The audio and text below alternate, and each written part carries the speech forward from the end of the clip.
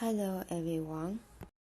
This is a fire hydrant button inside the fire hydrant box. It's an old type fire hydrant button. It has 6 wires.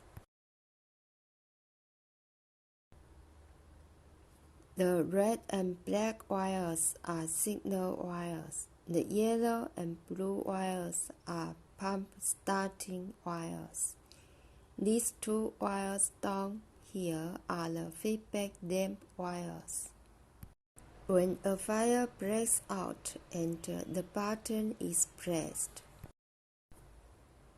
the fire alarm light goes on. At the same time, the alarm address is sent to the fire control host through the signal wires. At this time, the start pump circuit closed, sent a signal to the pump room, start the fire pump.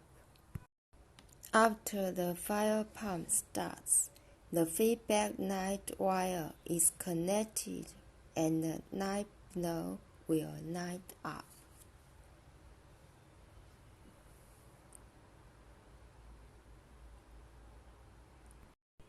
This old fire hydrant control system is easy to miss starting the pump. When someone presses the button wrong, it directly starts the pump, causing a loss. So the new hydrant button has only 2 wires. These 2 wires are signal wires. It transmits the alarm signal to the fire alarm host.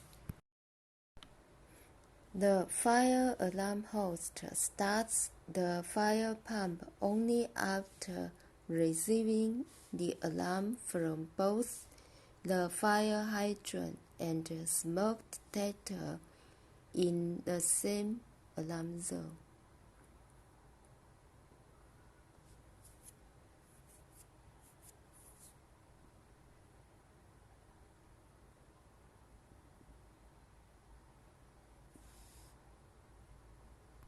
Or it activates the fire pump after receiving both the fire hydrant button and the manual call button signal.